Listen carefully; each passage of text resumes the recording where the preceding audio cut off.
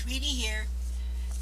Down in the description we have links and we have playlists, and this one is about attitude. Your attitude in procrastination. Yes, it's a problem we all have to deal with, adults and children alike. Nobody's going to escape it. But I believe there should be time for goofing off and being lazy and having fun.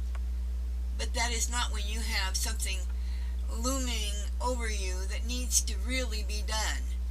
And how do you get yourself to do it? You learn the reasons behind procrastination. You are either afraid or you don't want to do it for whatever reason. Look at the rewards.